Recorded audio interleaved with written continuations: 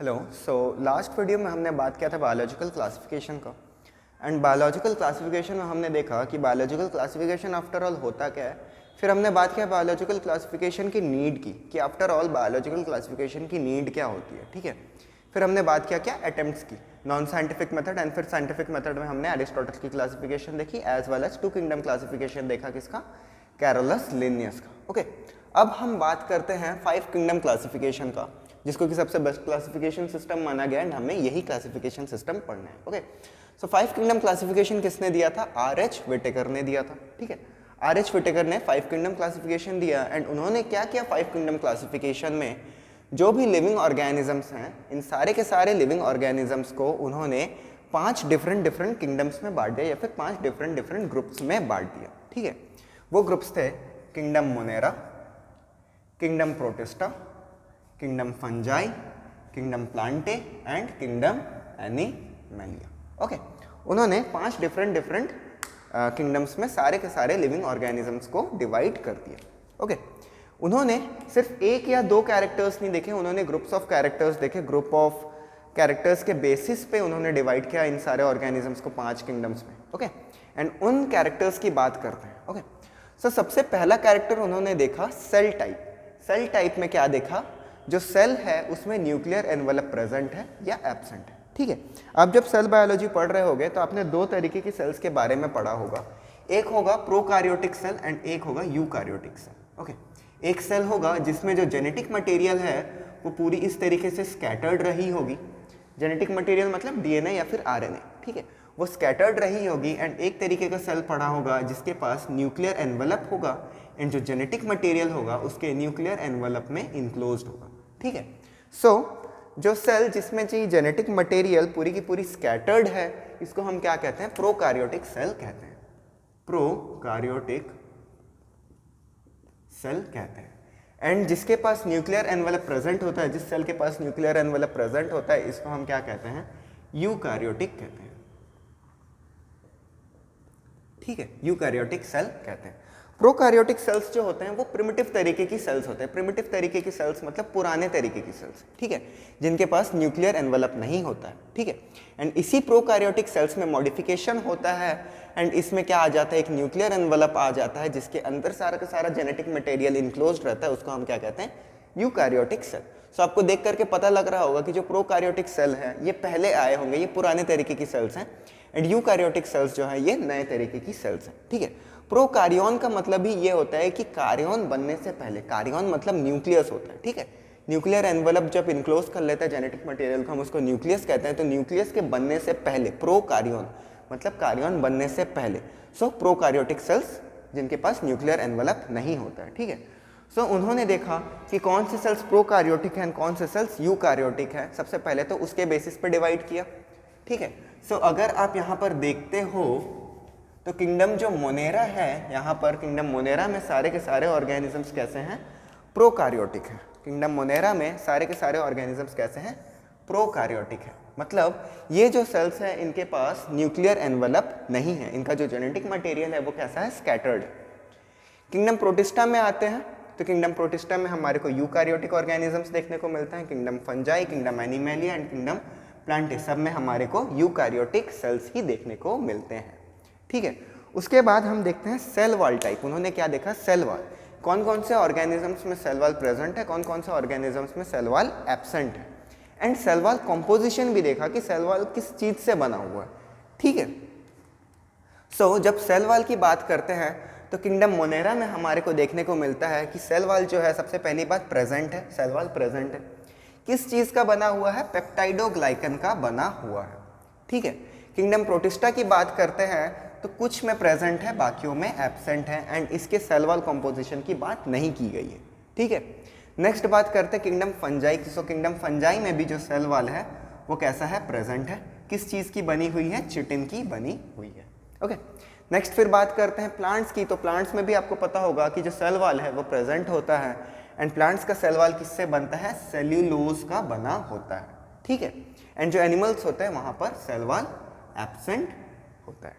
ठीक है, फिर बात करते हैं बॉडी ऑर्गेनाइजेशन की। बॉडी ऑर्गेनाइजेशन से मतलब क्या होता है कि बॉडी कितने सेल से बनी हुई है। कि एक सेल में पूरी की पूरी बॉडी कंप्लीट हो जा रही है या फिर ग्रुप्स ऑफ सेल्स हैं, ठीक है। सो जब बॉडी ऑर्गेनाइजेशन की बात करते हैं तो बॉडी ऑर्गेनाइजेशन में हम देखते हैं जो किंगडम मोनेरा के ऑर्गेनिजम्स होते हैं वो कैसे होते हैं, यूनिसेलुलर होते हैं, मतलब सिंगल सेल्ड ऑर्गेनिजम्स होते हैं, ठीक है। एक ही सेल में पूरी की पूरी बॉडी कंप्लीट हो जाती है किनकी, मोनेरन्स की, ठीक है। जो भी मोनेरा में ऑर्गेनिजम्स होते हैं उनकी जो बॉडी होती है एक ही सेल में पूरी की पूरी कंप्लीट हो जाती है। किंगडम प्रोटिस्टा में बात करेंगे तो किंगडम प्रोटिस्टा में भी हमारे को यूनिसेलुलर ऑर्गेनिजम्स ही देखने को मिलते हैं, सिंगल सेल्ड ऑर्गेनिजम्स ही हमारे को देखने को मिलते हैं। ओके, किंगडम फंजाई की बात करते हैं। किंगडम फंजाई में हमारे को unicellular as well as multicellular दोनों ही तरीके की ऑर्गेनिजम्स देखने को मिलते हैं। कुछ ऐसे ऑर्गेनिजम्स होते हैं जो कि यूनिसेलुलर होते हैं, कुछ ऐसे ऑर्गेनिजम्स होते हैं जो कि मल्टीसेलुलर होते हैं। यूनिसेलुलर में आप यीस्ट को ले सकते हो, जो यीस्ट होता है ना फर्मेंटेशन में काम आता है, बेकिंग में काम आता है यीस्ट, वो कैसा होता है, यूनिसेलुलर होता है। एंड मल्टीसेलुलर रोडोफाइसी वगैरह वो कैसे होते हैं, मल्टीसेलुलर होते हैं। किंगडम प्लांटे में आते हैं तो किंगडम प्लांटे में भी हमारे को मल्टीसेलुलर ऑर्गेनिजम्स ही देखने को मिलते हैं एंड एनिमल्स में भी हमारे को सारे के सारे मल्टीसेलुलर ही देखने को मिलते हैं। मोड ऑफ न्यूट्रिशन की बात करते हैं। मोड ऑफ न्यूट्रिशन में मतलब क्या होता है कि जो न्यूट्रिशन है वो किस तरीके से एक्वायर कर रहा है, न्यूट्रिशनल रिक्वायरमेंट्स को वो अपने किस तरीके से कंप्लीट कर रहा है, ठीक है। या तो वो अपना खाना खुद बनाएगा या फिर बाहर से लेगा, ठीक है। सो मोड ऑफ न्यूट्रिशन में हम क्या देखते हैं, जो किंगडम मोनेरा के ऑर्गेनिजम्स होते हैं वो ऑटोट्रॉपिक भी होते हैं, मतलब खुद से भी अपना खाना बनाते हैं, एज वेल एज हेटेरोट्रॉपिक भी होते हैं, अपने सराउंडिंग से भी खाना लेते हैं। कुछ ऐसे ऑर्गेनिजम्स हैं जो खुद से अपना खाना बना ले रहे हैं, कुछ ऐसे ऑर्गेनिजम्स हैं जो अपने बाहर से खाना ले रहे हैं, ठीक है। So autotrophic as well as heterotrophic दोनों ही तरीके की ऑर्गेनिजम्स हमारे को देखने को मिलती है किंगडम मोनेरा में, ठीक है। ऑटोट्रॉपिक में भी हमारे को यहाँ पर chemosynthetic as well as photosynthetic मिलते हैं। कीमोसिंथेटिक ऑर्गेनिजम्स वो जो कि जो केमिकल्स से एनर्जी लेकर के वो क्या कहते हैं अपना खाना बना रहे, अपने न्यूट्रिशनल नीड्स को कंप्लीट कर रहे हैं। एंड फोटोसिंथेटिक ऐसे ऑर्गेनिजम्स जो कि फोटोन या फिर लाइट के मतलब एनर्जी को एब्जॉर्ब करके वो अपना खाना बना रहे हैं, ठीक है। सो ऑटोट्रॉपिक में भी हमारे को यहाँ पर दो तरीके की ऑर्गेनिजम्स देखने को मिलती हैं, एक होती है कीमोसिंथेटिक एज वेल एज एक होती है फोटोसिंथेटिक। प्रोटिस्टा में आते हैं। सो प्रोटिस्टा में भी हमारे को ऑटोट्रॉपिक ऑर्गेनिजम्स ही देखने को मिलती हैं एंड ये सारे के सारे कैसे होते हैं, फोटोसिंथेटिक होते हैं, ठीक है। फोटोसिंथेसिस करते हैं, लाइट एब्जॉर्ब करते हैं, लाइट की यूज से अपना क्या कहते हैं खाना बनाते हैं, अपनी न्यूट्रिशनल नीड्स को कंप्लीट करते हैं। जो फंजाई होते हैं, फंजाई सारे के सारे कैसे होते हैं, हेटेरोट्रॉपिक होते हैं, अपना खाना खुद नहीं बना सकते, दूसरों से ही लेते हैं, ठीक है। प्लांटे सारे के सारे कैसे होते हैं, ऑटोट्रॉपिक होते हैं। कुछ एक्सेप्शंस होते हैं, जो इंसेक्टिवोरस प्लांट्स होते हैं वो भी अपने न्यूट्रिशनल नीड्स में सिर्फ नाइट्रोजनस क्या कहते हैं नीड्स के लिए ही वो इंसेक्ट्स को मारते हैं, ठीक है। बाकी सारे के सारे मेजॉरिटी ऑफ द प्लांट्स कैसे होते हैं, ऑटोट्रॉपिक होते हैं, अपना खाना खुद बनाते हैं। किंगडम एनिमेलिया में आपको सबको पता है कि जो एनिमल्स होते हैं वो कैसे होते हैं, हेटेरोट्रॉपिक होते हैं, ठीक है। मतलब अपना खाना खुद से नहीं बना पाते हैं, दूसरों के ऊपर ही डिपेंडेंट रहते हैं, ठीक है। सो ये चार कैरेक्टर्स तो हो गए। चार कैरेक्टर्स में क्या क्या आ गया, सेल टाइप आ गया, सेल वॉल आ गया, बॉडी ऑर्गेनाइजेशन आ गया एंड मोड ऑफ न्यूट्रिशन आ गया। ये चार कैरेक्टर्स के साथ साथ उन्होंने एक और कैरेक्टर को इंक्लूड किया था, वो था फाइलोजेनेटिक रिलेशनशिप, ठीक है।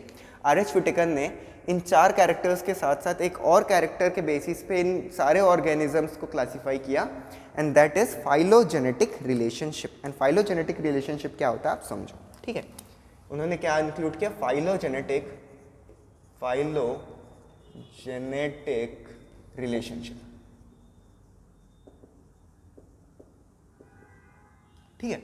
फाइलोजेनेटिक रिलेशनशिप एंड बहुत इंपॉर्टेंट चीज है ये फाइलोजेनेटिक रिलेशनशिप समझना, ओके।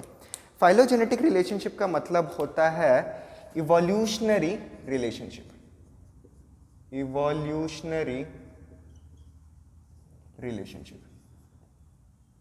ठीक है। इवोल्यूशनरी रिलेशनशिप से मतलब हमारे को मतलब क्या समझने को मिल रहा है कि जो ऑर्गेनिजम्स पहले आए हैं इवोल्यूशन में, कौन सा ऑर्गेनिज्म सबसे पहले आए हैं एंड उनसे इवॉल्व होकर के कौन से ऑर्गेनिजम्स बाद में आए हैं, ठीक है। सो फाइलोजेनेटिक रिलेशनशिप को उन्होंने देखा कि कौन से ऑर्गेनिजम्स हमारे सबसे पहले आए हैं, उनको सबसे पहले जगह दिया गया, ठीक है। सो हमारे को यहाँ पर प्रिमिटिव सेल्स देखने को कहाँ पर मिल रहे थे, हमारे को प्रिमिटिव सेल्स देखने को मिल रहे थे किंगडम मोनेरा में। क्यों? क्योंकि यहाँ पर प्रोकार्योटिक सेल्स हैं। प्रोकार्योटिक सेल्स मतलब प्रिमिटिव सेल्स, पुराने तरीके की सेल्स। तो सबसे पहले हमारे अर्थ पे कौन से ऑर्गेनिजम्स आए होंगे, जो ऑर्गेनिजम्स किंगडम मोनेरा के अंदर आ रहे हैं, ठीक है। सो किंगडम मोनेरा को उन्होंने सबसे पहले जगह दिया अपने क्लासिफिकेशन सिस्टम में। क्यों? क्योंकि उन्होंने फाइलोजेनेटिक रिलेशनशिप को फॉलो किया था। फाइलोजेनेटिक रिलेशनशिप मतलब इवोल्यूशनरी रिलेशनशिप। उन्होंने क्या डिड्यूस किया कि ये जो ऑर्गेनिजम्स है इन्हीं से इवॉल्व होकर के प्रोटिस्टा बना होगा, प्रोटिस्टा से इवॉल्व होकर के फंजाई बना होगा, फंजाई से इवॉल्व होकर के प्लांटे एंड उनसे इवॉल्व होकर के एनिमल्स, एनिमैलिया। ओके, सो एनिमैलिया जो है वो सबसे लास्ट में आया है, एनिमल्स जो है वो सबसे नए ऑर्गेनिजम्स हैं, एंड जो किंगडम मोनेरा के जितने भी ऑर्गेनिजम्स हैं वो सबसे पहले आए होंगे। ठीक है, सबसे पूर्वज, सबसे पुराने या फिर सबसे प्रिमिटिव ऑर्गेनिजम्स क्या है? किंगडम मोनेरा के ऑर्गेनिजम्स हैं। ठीक है, सो उन्होंने क्या देखा? फाइलोजेनेटिक रिलेशनशिप को देखा। ओके, सो फाइलोजेनेटिक रिलेशनशिप जो है यहाँ पर बहुत ही इंपॉर्टेंट एक चीज हो जाता है, क्योंकि इस पे क्वेश्चंस आ चुके हैं इससे पहले भी।